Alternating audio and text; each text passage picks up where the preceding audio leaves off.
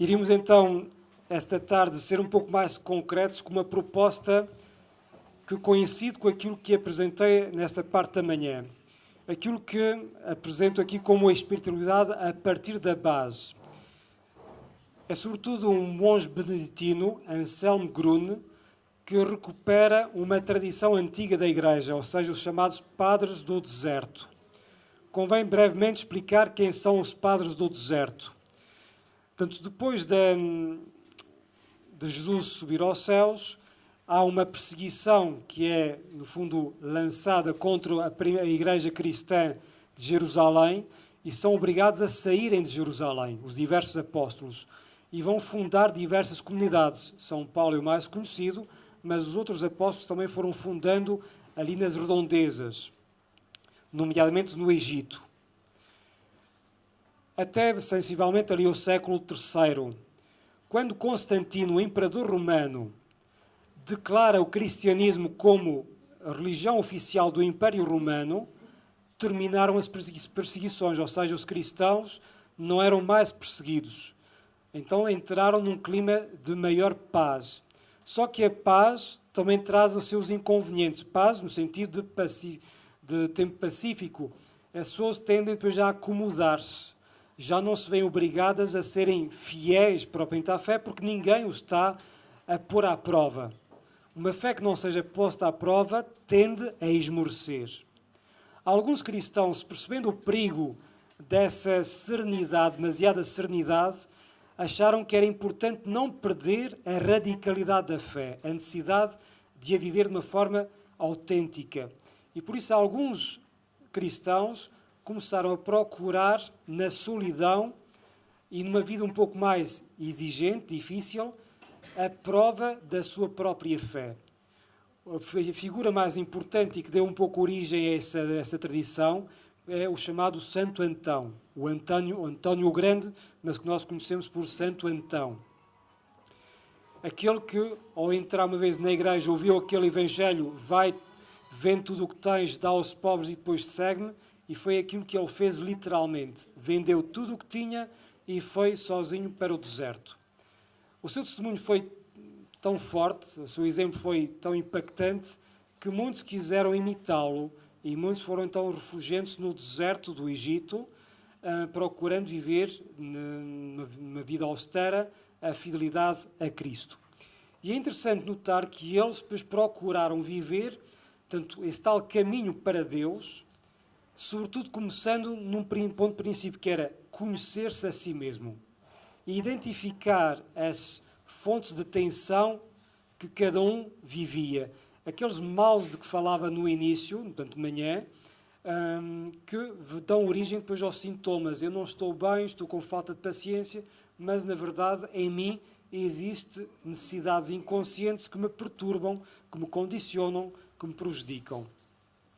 É um pouco, então, olhando para eles, que vamos dedicar esta tarde e partir dessa espiritualidade de base ou de baixo, em contraposição com a chamada espiritualidade de cima.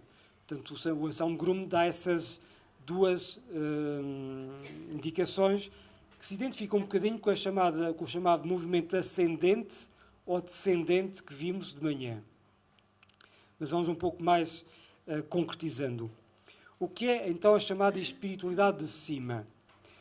É aquela que se baseia nas virtudes, no sentido daquela ideia de se Deus é totalmente puro, é totalmente santo, para eu ser digno dele, tenho que me assemelhar a ele. Um pouco indo atrás daquela afirmação de Jesus, sede perfeitos como o vosso Pai do céu é perfeito. O problema todo é que nós confundimos o que é a perfeição de Deus, mas já lá vamos. Então essa ideia de, para sermos dignos de Deus, temos que nos purificar, temos que nos mortificar, temos que nos aperfeiçoar nas virtudes, com muito esforço nosso, com muito sacrifício, mas, de facto, com a questão de o bem que quero, acabo por não fazê-lo. Mas vai então por aí, nessa ideia. Claro que quando os ideais são importantes na vida, diz o próprio Anselmo Grune, os ideais existem para descobrirmos as possibilidades que Deus nos deu, ou seja, os ideais devem existir na nossa vida como metas, saber para onde é que nós queremos caminhar. Para Deus, mas Deus concretiza-se através de metas. Na minha vida tenho de corrigir isso, tenho de procurar aperfeiçoar aquilo. Portanto, termos as metas diante de nós, como que uma lanterna a assinalar por onde é que nós nos devemos encaminhar. Portanto, os ideais são importantes na vida, mas é importante depois saber geri-los.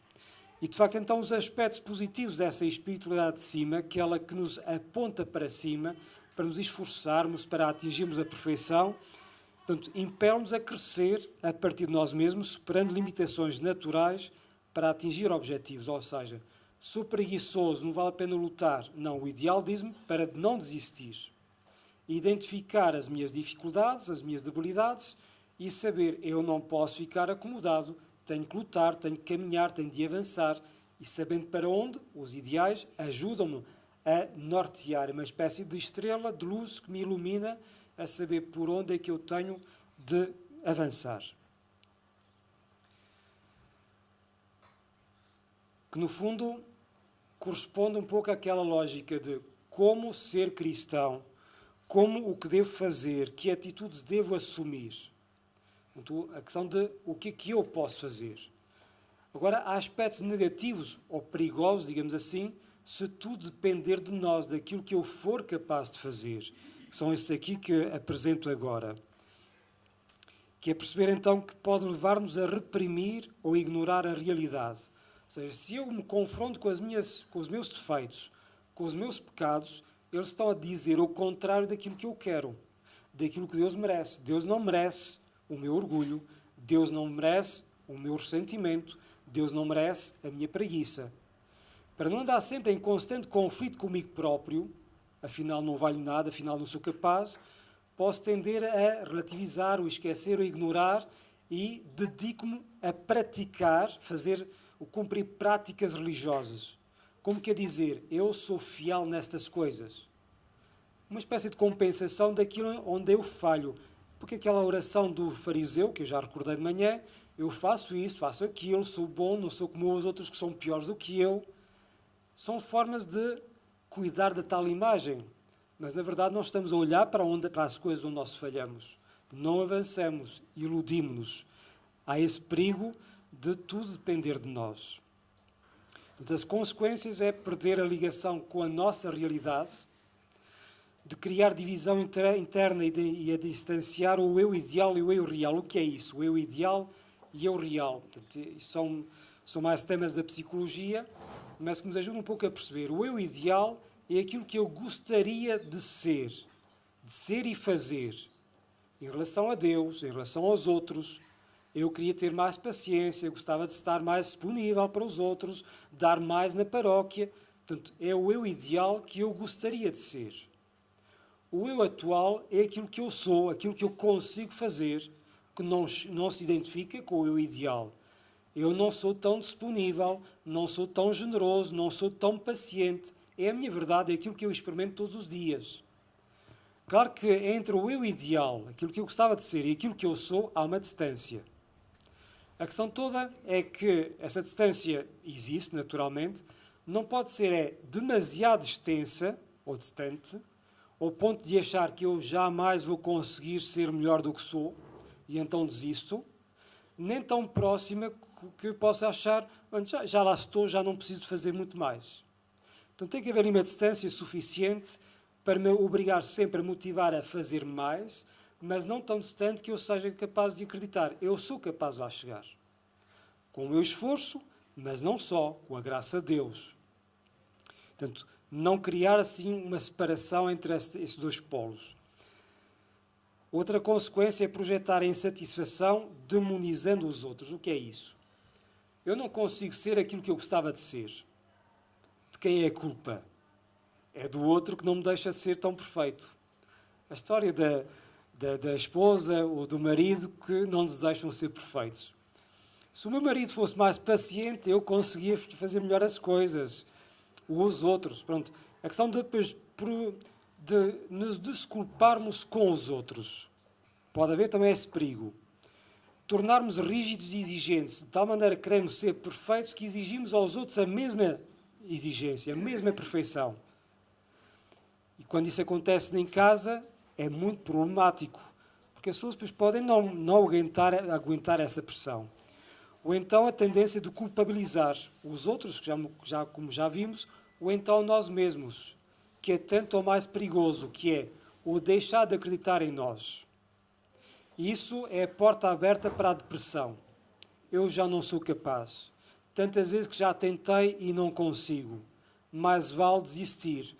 É a lógica de já não vale a pena confessar-me porque eu estou sempre a repetir os mesmos pecados. Já não vale a pena isto ou aquilo porque Deus já não quer saber de mim. Portanto, isso é o culpabilizarmos a nós. E a depressão pode também acontecer por esses motivos, depois retirarmos a nós mesmos motivação para avançar, para não desistir, para lutar, ou sobretudo para acreditar na misericórdia de Deus. Ouvíamos naquele texto de meditação antes do texto da misericórdia, Jesus que dizia a Santa Faustina, quanto maior for a tua miséria, maior ocasião para a minha misericórdia. Eu reconheço que sou pecador e que não estou a melhorar. Olha, comunico-vos que Deus tem um fraquinho por pecadores repetentes. Ou seja, Deus olha para nós com mais misericórdia ainda. A melhor definição que eu tenho para o santo, para a pessoa santa, é um pecador que não desiste. Ou seja, uma pessoa santa é, por definição, pecadora. O que faz é não desistir da misericórdia de Deus. Portanto, ficarmos apenas dependentes daquilo que eu consigo fazer e depois remetemos sempre àquilo que eu não consigo fazer, pode ser fonte de tensão em relação a nós. Portanto, o perigo da tal espiritualidade de cima, aquela que se aponta para a perfeição, consiste em achar que podemos chegar a Deus pelas nossas próprias forças e méritos. E isso não acontece. E se achamos que acontece, é porque estamos muito enganados. É porque construímos uma tal imagem que só nos fiamos da imagem e descuidamos a nossa realidade. E, de facto, assim, Deus não nos pode salvar porque nós não lhe estamos a apresentar os nossos pecados para que Ele possa perdoá-los.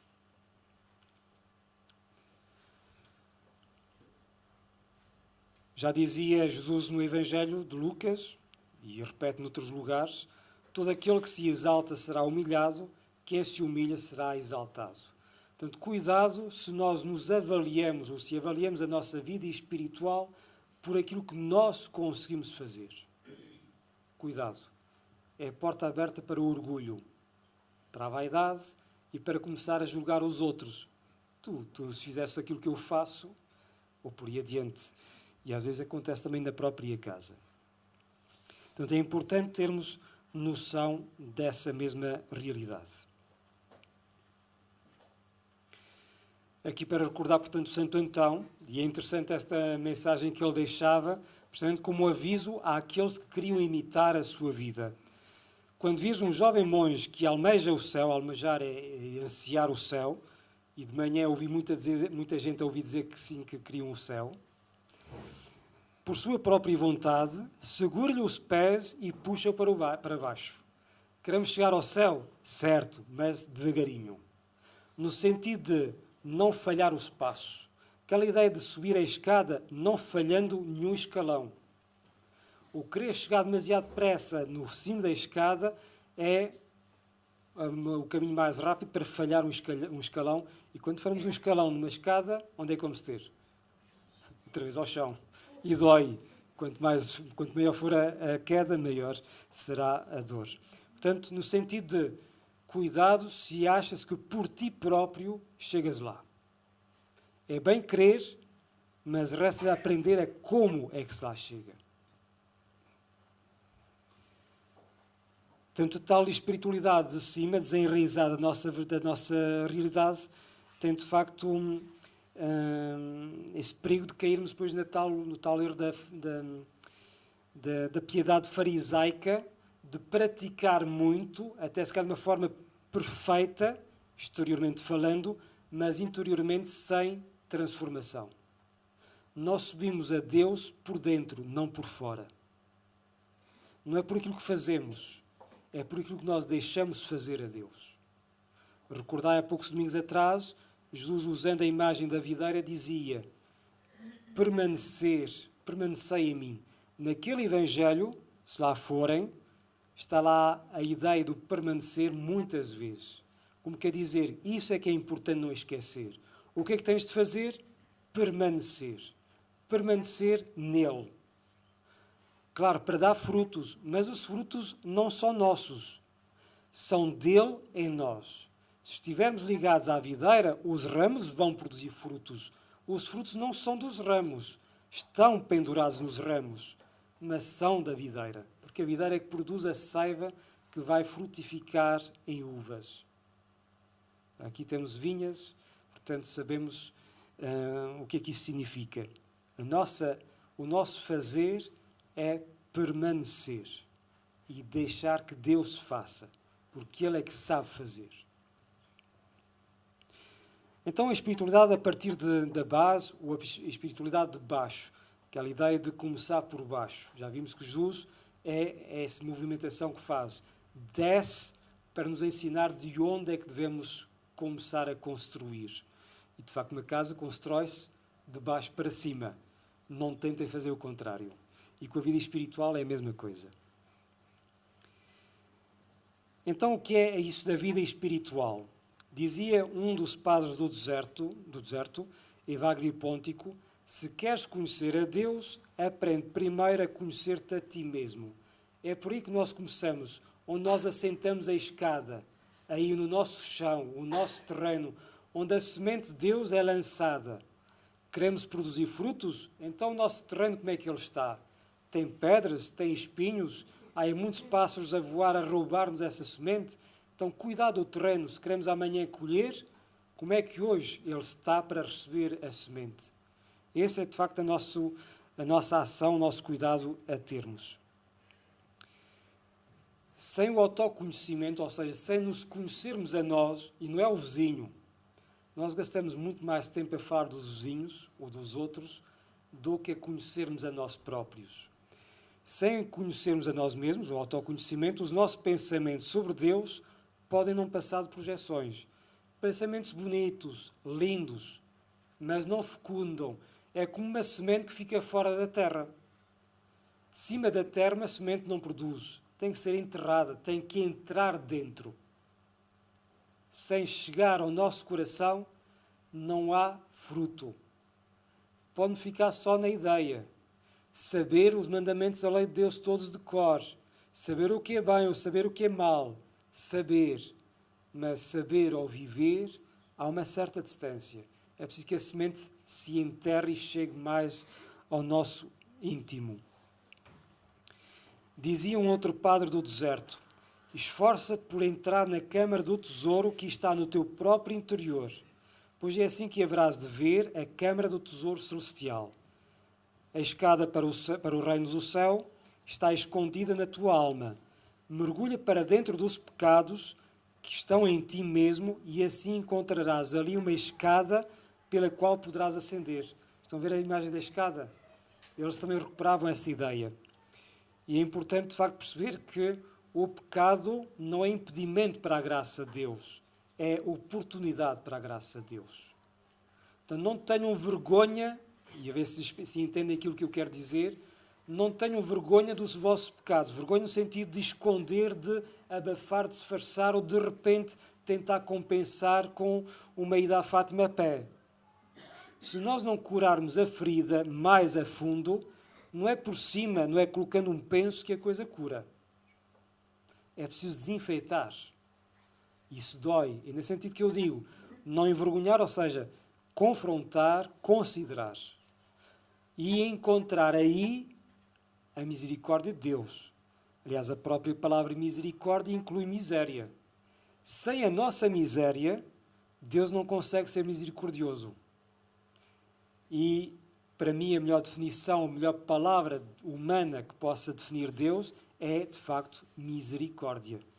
É o coração de Deus junto da nossa miséria. Mas eu volto a dizer, sem a nossa miséria, Deus não consegue ser misericordioso. Se eu retiro a minha miséria diante de Deus, se a escondo, Deus não consegue ser misericordioso comigo. Estou-lhe a tirar uma parte que ele precisa para ser misericordioso. E nesse sentido que eu digo, não ter vergonha. É nesse sentido. Não é questão de não termos arrependimento. São coisas bem diferentes. E a propósito de escada, na Bíblia há uma escada famosa. Alguém se lembra dela? Alguém capaz de identificar? É do Antigo Testamento. Que aparece num sonho. Um sonho de Jacó. A escada. Vamos recordar esse sonho de Jacó. Tanto Jacó que, tanto está sublinhado as passagens mais importantes, tanto adormece e viu então uma escada apoiada na terra, lá está o apoiado no chão, na nossa realidade, e cuja extremidade tocava o céu, para onde nós queremos chegar. E então desciam anjos do Senhor por ela, e subiam e desciam mensageiros de Deus. Portanto, e disse o Senhor: Eu sou o Senhor, o Deus de Abraão, teu pai, e o Deus de Isaque. Esta terra na qual te deitaste, dar-te-ei assim como a tua posteridade. A tua posteridade será tão numerosa como o pó da terra.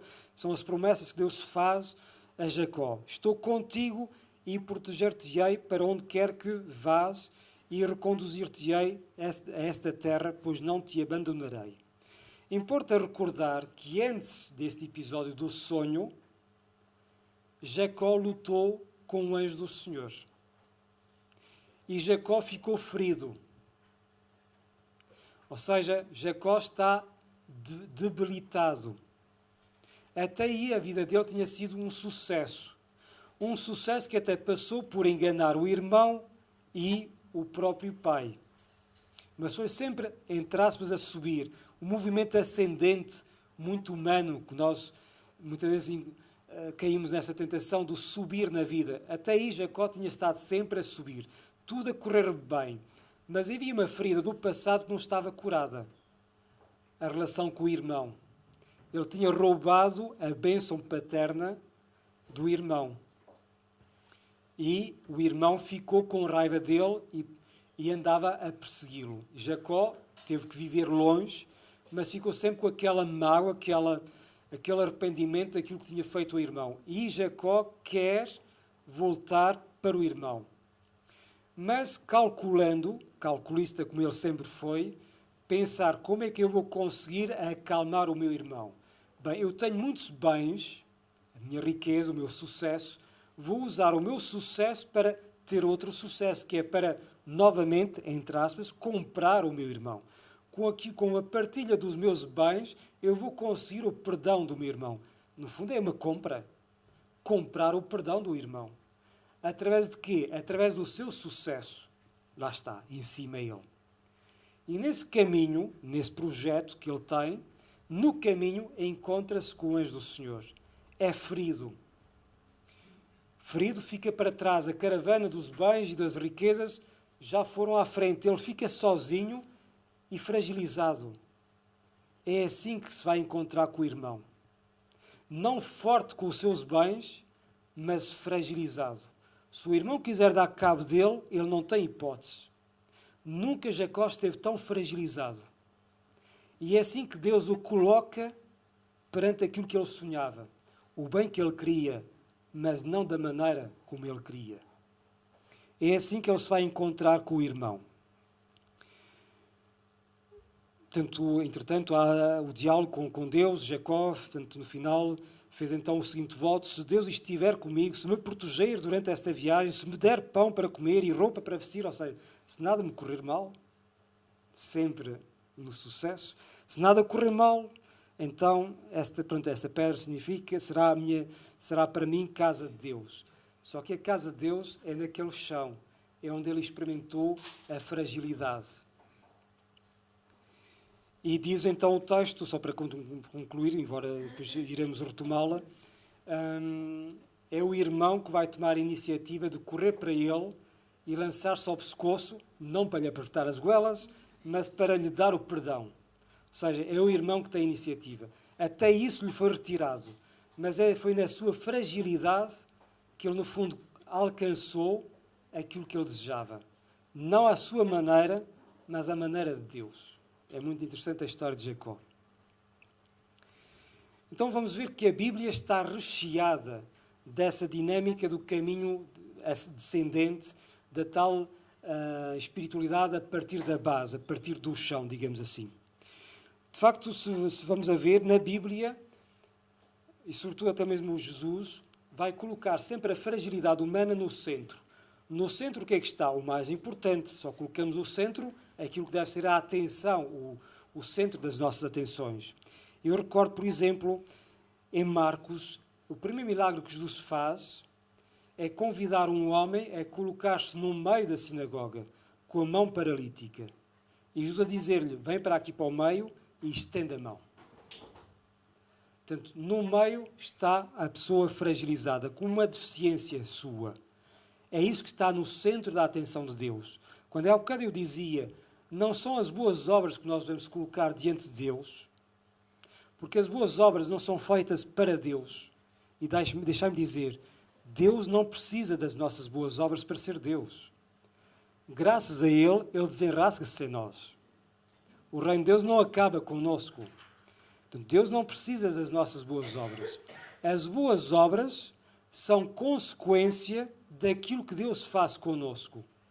Como que, quando eu estou feliz, eu só faço coisas boas e bonitas, mas é a expressão daquilo que provocou a minha felicidade. Porque estou feliz. Não é para me exibir. Nesse caso, porque Deus me cura,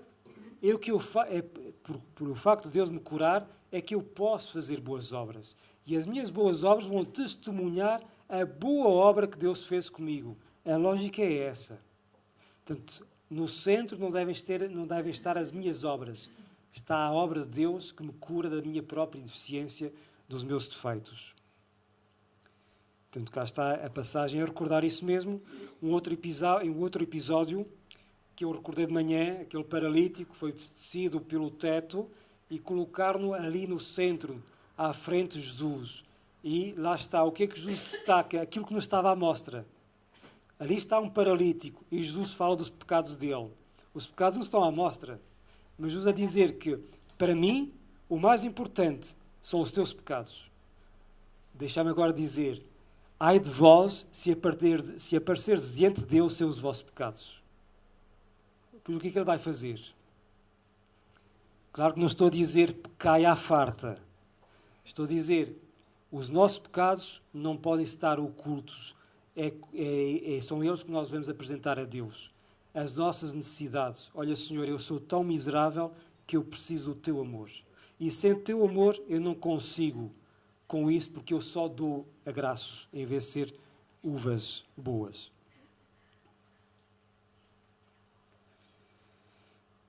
Já lembrando outra vez o São Paulo, que diz umas frases bem fortes, mas bem autênticas. Quando sou fraco, então é que sou forte. Essa frase não é assim muito fácil de entender, não é? Mas é fraco, é forte, no que é que ficamos? O que é esta fraqueza e o que é esta fortaleza? Quando eu sou fraco, ou seja, quando eu reconheço que eu falho, reconheço que sozinho não consigo. Preciso de alguém que me ajude nesta situação porque eu estou a sentir-me fraco. Sozinho eu não consigo. Então vou reconhecer que preciso de Deus. Quando eu sou fraco, então reconheço a minha necessidade de Deus, estou a dar o lugar a Deus. Olha, eu já tentei, não consigo, faz tu. Dou-lhe o lugar. Dou-lhe o volante para as mãos. Olha, conduz que estou com uma soneira desgraçada, já não consigo ver a estrada à minha frente. Pega tu no volante. Faz tu. E então, quando é Deus que toma conta da nossa vida, quando é Ele a guiar-nos, então aí somos valentes, porque com Ele não falhamos. Quando sou fraco, dou oportunidade a Deus de Ele ser forte em mim, de ser forte comigo. Essa é a fortaleza de Paulo. Essa é a nossa fortaleza, mas que requer reconhecer que somos frágeis. Não é uma humilhação. É simplesmente perceber o que sou capaz e aquilo que não sou capaz. Isso é muito mau mesmo na relação humana, quando achamos que tudo depende de nós. Ocupamos o nosso lugar e ocupamos o lugar do outro. O outro morre asfixiado. Temos essa tentação de achar que só ocupando o centro é que nós conseguimos afirmarmos. Engano. Só nos afirmamos com os outros. Quando os outros também nos complementam. E que outro maior e melhor para nos complementar, senão o próprio Deus. É isso que São Paulo, no fundo, nos está a dizer nessa frase tão conhecida. Avançando e citando um autor, uma obra muito interessante, o Elogio da Imperfeição, a palavra de Deus parte sempre de situações imperfeitas, de tal modo que a Bíblia aparece como um hino à fragilidade e à debilidade. Repara que a Bíblia está sempre a destacar os defeitos humanos. Os próprios apóstolos, a falarem de si mesmos, não escondem os seus defeitos. Olha o Pedro, o chefe da igreja, e deixar passar nos evangelhos aquelas falhas dele. Não é politicamente correto, mas não, estão lá as falhas todas chapadinhas. Como quer dizer que as nossas referências são pessoas frágeis. Mas com pessoas frágeis Deus fez a igreja, então com a pessoa frágil que eu sou, Deus continua a saber fazer igreja. A igreja não depende da minha perfeição. Atrevo-me a dizer que depende mais da minha imperfeição, no sentido de perceber que só com Deus é que podemos fazer juntos alguma coisa. Faz-me lembrar aquela anedota de uma formiga e de um elefante que estão a correr juntos, lado a lado, na savana. E claro, um elefante a correr levanta muito pó. A determinado momento, a formiga olha para trás, dá uma cotovelada ao elefante e diz-lhe: olha o pó que nós fizemos. A formiga toda vaidosa e contente. Claro que o pó é do elefante, mas sente-se como colaboradora daquela obra. Com Deus é a mesma coisa. É Ele que levanta o pó todo. Mas, se estivermos a correr juntos, pelo menos ficamos com a fama. Algum pó também é meu. E não se consegue distinguir qual é que é de quem. Portanto, também é meu. Portanto, essa ideia de perceber, só quando eu permito a Deus caminhar comigo, correr comigo, é que há uma obra que se veja. Nem que seja só pó, mas pronto, paciência.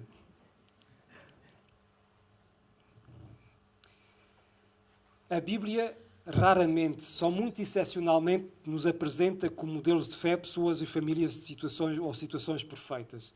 Atrevo-me a dizer que a única pessoa a quem não se percebe ali um defeito propriamente é Maria. E, no entanto, é apresentada a sua fragilidade humana.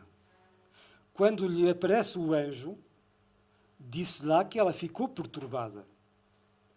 Ficar perturbado é o contrário de estar sereno e em paz. Maria não sabe interpretar aquela situação. É apanhada de surpresa. Não é um defeito, é uma fragilidade. Mas não é escondido. Ela não entende, pergunta, como é que isso é possível, se eu não conheço o homem? Portanto, não esconde a sua ignorância, a sua incapacidade de perceber. Quando mais tarde é dito que Maria guardava tudo no seu coração, num outro episódio, é uma maneira simpática de dizer que Maria não percebe nada daquilo que está a acontecer. Nada. Mas o que é que ela faz? Uma atitude muito sábia. Eu agora não entendo, mas deixa cá guardar para mais tarde entender. É uma sabedoria misturada com a fragilidade humana. Eu hoje não sou capaz, mas com Deus amanhã vou ser capaz. Mas para que amanhã seja capaz, Maria tem de reconhecer: só Deus nesse momento me pode guiar. Como é que terá sido estar junto à cruz do filho ali agonizante? Alguma mãe está preparada para isso? Ninguém. Mas ela fia-se não em si, mas em Deus. Deus saberá dar sentido a tudo isso. Mas é pela fragilidade dela que ela sempre se encosta a Deus. A força de Maria é reconhecer-se frágil. Todas as outras personagens bíblicas têm defeitos e bem graúdos. Só vou citar: Abraão esconde Sara como esposa, ou diz que é a irmã dele, que abraçava a pele dele. O Moisés é assassino fugitivo. O de rei David é um adúltero. Portanto, uma série de personagens de referência na Bíblia que falharam. Pedro, já falamos dele, negou. Os outros apóstolos fugiram. O único que sobrou foi São João, porque Maria se calhar lhe agarrou pelo braço, às tantas, digo eu. Não estava lá, mas A fragilidade humana está lá sempre, como quer dizer, tu não tens desculpas para ficar fora, porque Deus fez tudo o que fez com gente fragilizada, com gente que falha, com gente que percebe que é preciso dar lugar a Deus. E se nós não falharmos, jamais chegamos lá a essa ideia. Portanto, a salvação consiste na possibilidade de amarmos e de nos amarmos até ao limite, em fazermos as nossas feridas e das dos outros ocasião de cuidado e de misericórdia. Se eu reconhecer as minhas falhas, tenho um olhar diferente para as falhas dos outros. Quando eu ignoro as minhas falhas, eu sou infalível em relação às falhas dos outros. Não os deixo escapar nada. Porquê? Porque é uma forma cómoda de não ter de olhar para as minhas. Então falo das dos outros. É mais fácil. Mas se eu olhar para as minhas, eu passo a ser misericordioso para com os outros. Eu falho, porque que os outros não hão de falhar? Olha, ele está assim, por falta de paciência, ou está cansado, ou está aborrecido, amanhã será outro dia, já conversamos amanhã. Ou seja, não julgar, não nos precipitarmos a julgar as falhas dos outros. O nosso Deus é um Deus que intervém sem resolver, porque tratar é mais do que cuidar. Leva mais tempo, mas é questão de prestar atenção. Uma atenção misericordiosa. O Jacó, alguns exemplos, já falei do Jacó e a sua situação em relação ao irmão, portanto, e é interessante a pedagogia de Deus. Naquela luta com o anjo do Senhor, que representa Deus, na verdade é Jacó que ganha, fica ferido. Mas Deus dá-nos a impressão de que vencemos, se bem que o que está a acontecer é aquilo que Ele quer. Agora vais experimentar a fragilidade, que é para perceberes como é que verdadeiramente ganhamos. Não é ultrapassando os outros, é deixando que o outro possa também afirmar-se. Gedeão é uma outra história interessante que não vou explicar muito, que é para depois irem e lerem o texto. Faz parte do livro dos Juízes. Há o Sansão, que é o mais conhecido, mas quero sublinhar aqui o Gedeão. O Gedeão é uma pessoa muito insegura. Quando lhe aparece o anjo a dizer que Deus tem uma missão para ele, ele diz, mas a minha família é mais pequena de Israel, da minha tribo, e eu sou o mais novo, portanto, como é que pode ser eu a ser escolhido? Portanto, eu não consigo. E depois, Gedeão está sempre a pedir provas. Olha, se és mesmo tu, se é mesmo Deus que me está a enviar, então faço que haja orvalho sobre o véu, mas não por baixo. E depois o contrário.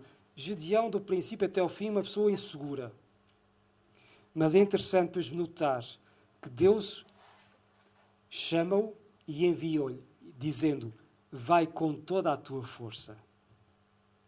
Se ele não está com força nenhuma, mas Deus dá-nos sempre a impressão, não, tu és capaz. E eu, Deus, confio em ti. Tu és forte o suficiente.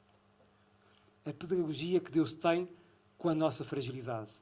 Não para espezinhar, estás a ver? Outra vez, tu não mereces nada. É o tal abraço do Pai rico em misericórdia que recebe o filho pródigo. Não lhe perguntando por onde é que andou, se eram horas de chegar a casa, o que é que fez ao dinheiro. Nada. Simplesmente, estás aqui, leva-se com um abraço e vamos fazer uma festa. É assim que Deus olha para nós, pecadores e irreverentes quase, de certeza. O rei David. Aqui é o episódio de quando David enfrenta o Golias. É muito interessante também. Quando David se apresenta ao rei Saul para enfrentar o gigante de Golias, há ali uma cena que às vezes nos escapa, mas que é muito importante. O rei Saul manda vir buscar a armadura dele, pessoal do rei, e manda a vestir a David. Como que tu, para enfrentares o Golias, tens que ir bem preparado. Tens que ir seguro. Portanto, vais com a melhor armadura de Israel, a minha. E diz ao texto que David tentou andar e não conseguiu. A armadura era pesada demais. Então teve que se desfazer daquilo que supostamente deveria ser a sua fortaleza. Teve de ir como? Como ele era pastor, um cajado e umas pedras na mão. Ele é pastor, é como pastor que se deve apresentar. Não assumindo a tal imagem falsa de eu sou forte, como a armadura. Não. Vai como tu és.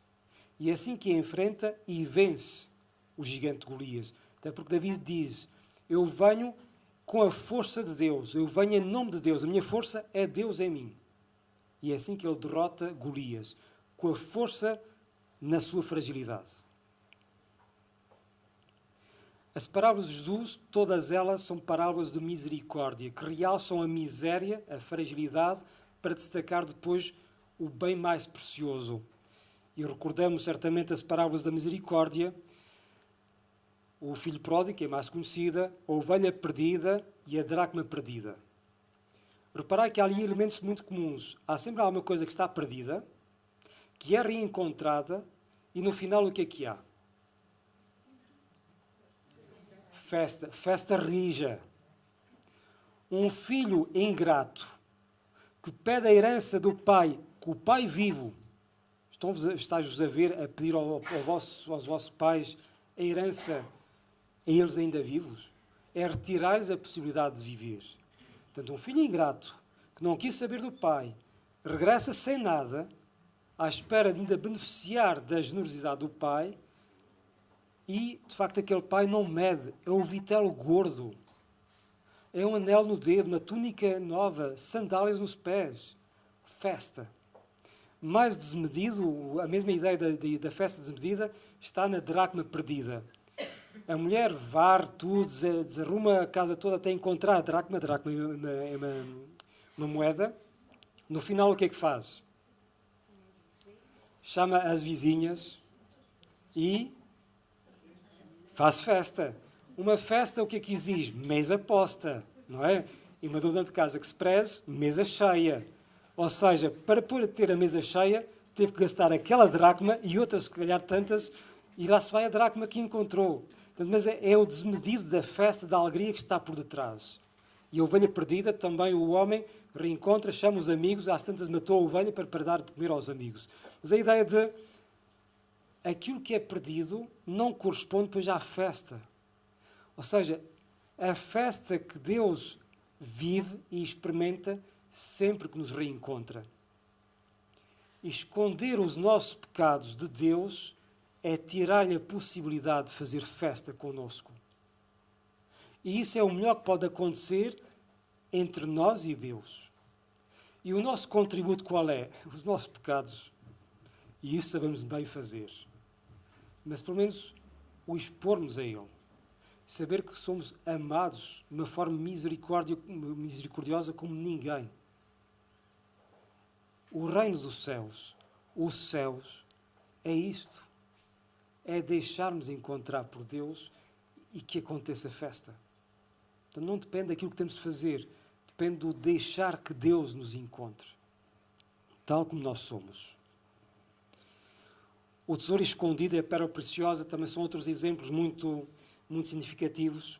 E reparei, o tesouro escondido está escondido onde? Lembram-se?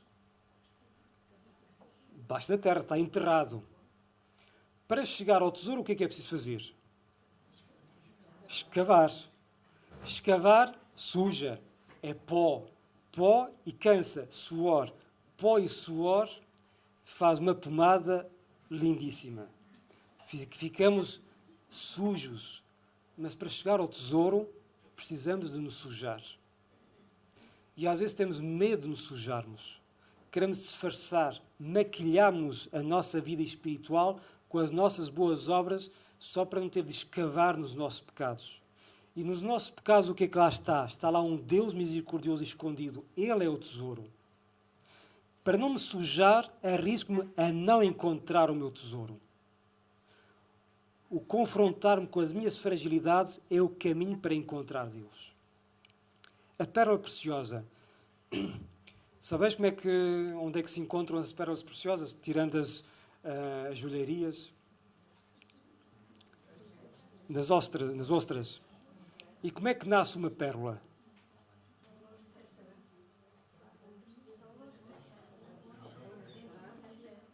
É um grão de areia que entra, qualquer impureza que entra no interior da ostra.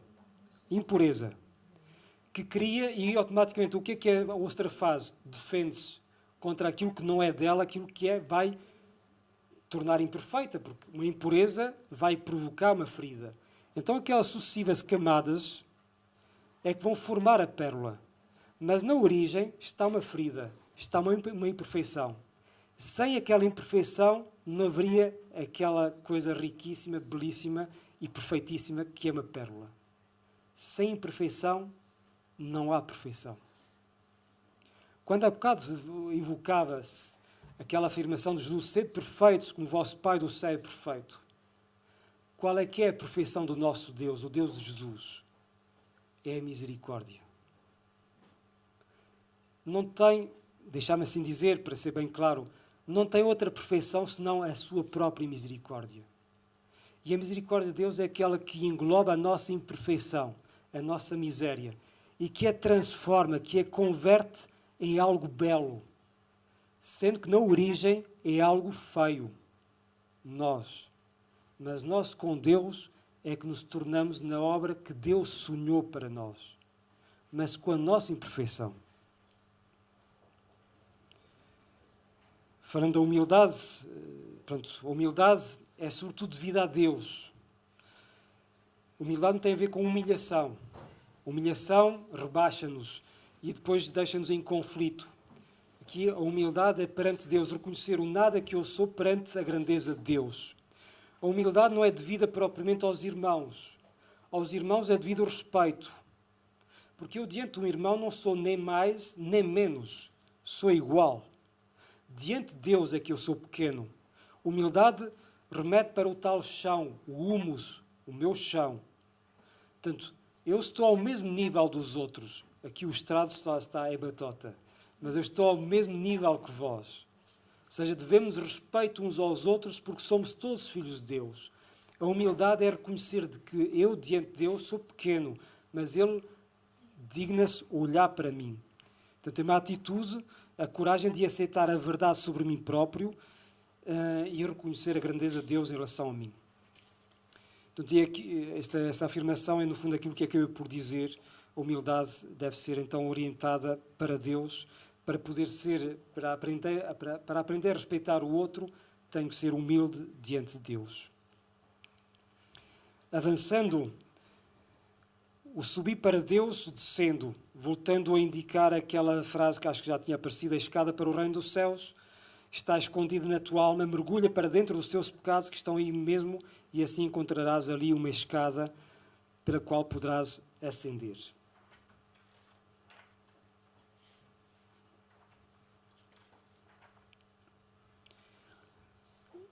Alguns textos que nos possam também ajudar um pouco a refletir sobre isso.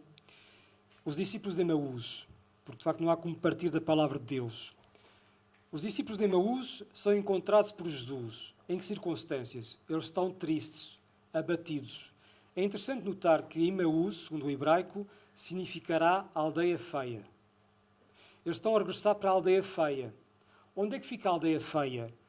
Não é propriamente a geografia que importa. Eles estão a vir da perda do seu amigo, do mestre e amigo, estão a fazer luto dos seus próprios sonhos e projetos. Com este Jesus é que o reino de Israel se vai instaurar. Apostaram tudo nele. Estão a regressar sem nada, porque com a morte de Jesus acabaram-se os sonhos, acabaram-se os projetos.